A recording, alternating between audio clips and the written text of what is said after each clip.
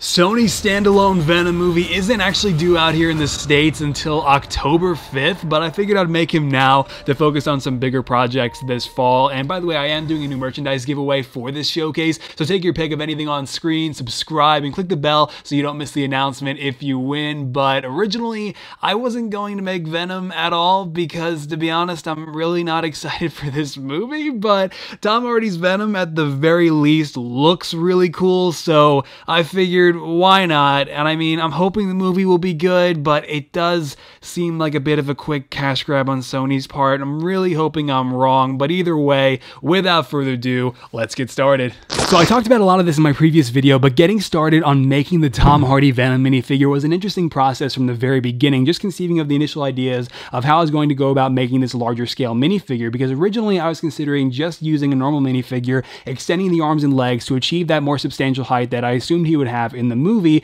but then the second trailer came out and it was revealed that he was actually way taller than I was expecting, and so not only that, he was also very lanky, and so not only did that eliminate the idea of just extending the arms and legs on a normal minifigure because it would still be too small, but also using a big fig of Venom because that would be way too bulky. So instead, the idea became to take some inspiration from the Moose Fig's Thanos that he made back in December of last year, and to basically use a 2¼ inch Ninjago minifigure that came out in 2011. And so your average minifigure is 1.5 inches tall. To give you an idea of the scale here and just how much bigger Venom is than your average minifigure, and how I managed to pull this off was by using one of those same Ninjago minifigures, and they were really weird because at the time LEGO was clearly trying to put out as much product as they could to get Ninjago going, because these things were really weird, man. I mean, they were actually keychains that were like attached to these bases that made sound effects when you like put them on them.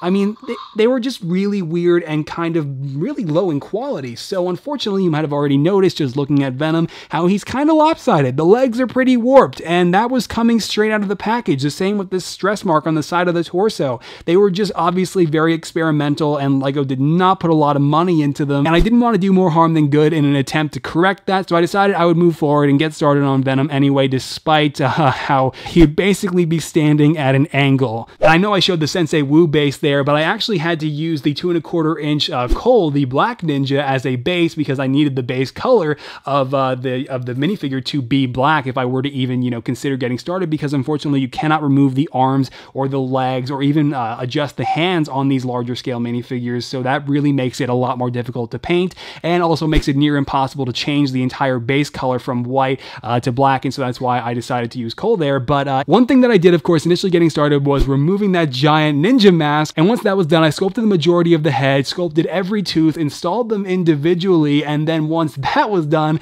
I sculpted on some muscle definition onto the arms, because his arms are definitely pretty bulky in the movie, but I decided to pass on sculpting any additional muscles beyond that because I do try to remain within the realm of the standards of an average LEGO minifigure, and instead I opted to paint on all the muscles, and while they are kind of covered up by a lot of the additional painted details that went on after, if you really look closely, you can kind of make out the painted six-pack and the painted muscles on the back of the torso as well. Now, the next challenge came in basically just choosing the base color, because at first I was going to use gloss paint because Venom is so damn shiny in the movie. He practically looks wet all the time with the symbiote, and so the problem with that is even once dried, gloss paints and metallic paints tend to pick up more dust and specks and other annoying stuff that just really bothers me. So instead I used a matte black color for the majority of the entire figure, and instead I painted on a wide variety of different designs, different metallic, black veins and other different things like that to achieve the same shine, while also creating a really highly detailed minifigure despite his lack of detail, with his actual appearance on screen.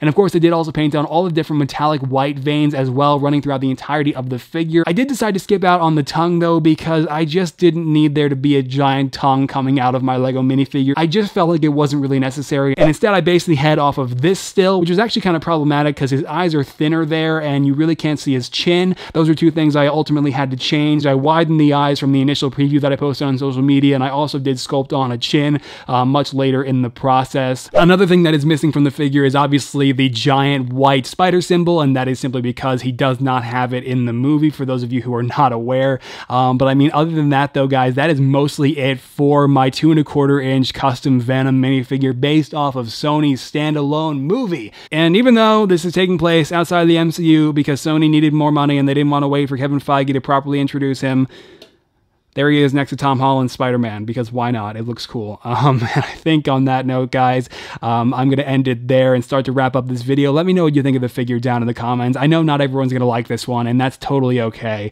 But, yeah, that's it. I'm out of things to say. Hey, Doc, the kid's seeing things. What, you mean your ward? Yeah, he keeps saying there's some big tall guy with teeth biting people's heads off. Mr. Stark, how are you not seeing this? Can you drop by for a sec? Oh, I see it. See what? Your friend's seeing the Sonyverse. The what?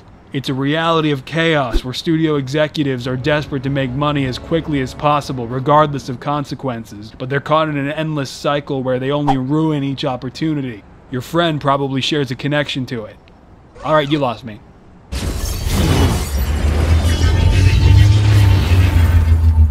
Whoa! They're gone! Oh, hey. You're welcome.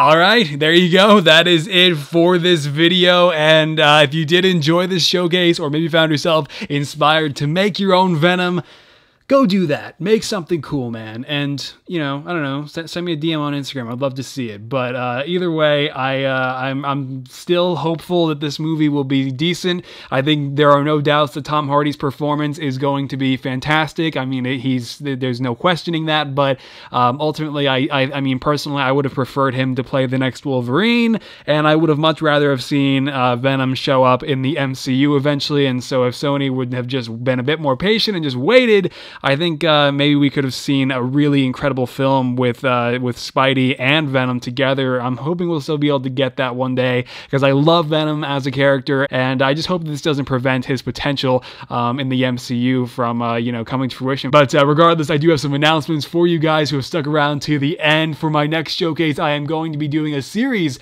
of showcases for the 10th anniversary celebration of Star Wars: The Clone Wars, beginning with Anakin, Obi-Wan, and Ahsoka, and you can see all the minifigures that will follow on this list here. And then another project I'll be working on until December, posting various showcases for to celebrate the 10th anniversary of the Marvel Cinematic Universe, the first 10 years showcases, and you can see the full list of all the minifigures that I'm hoping I'll be able to make on the screen here as well. And I don't know for sure if I'll be able to make every single one of these, because of course I do also want to make Aquaman minifigures hopefully before moving on to Avengers 4.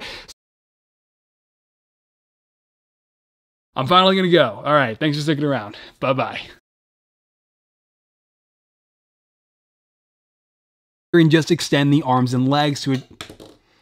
All right. In Spider-Man Far From Home, Peter is faced with this new sense of responsibility in the aftermath of Avengers 4, when some of the villains he's put away start to form the Sinister Six. And that opens the door to the possibility of characters like Venom.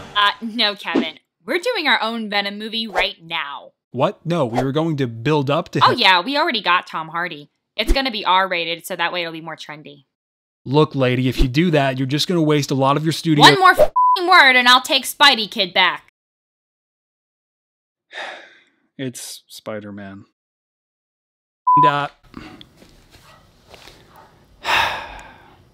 Okay. Hey, Kevin.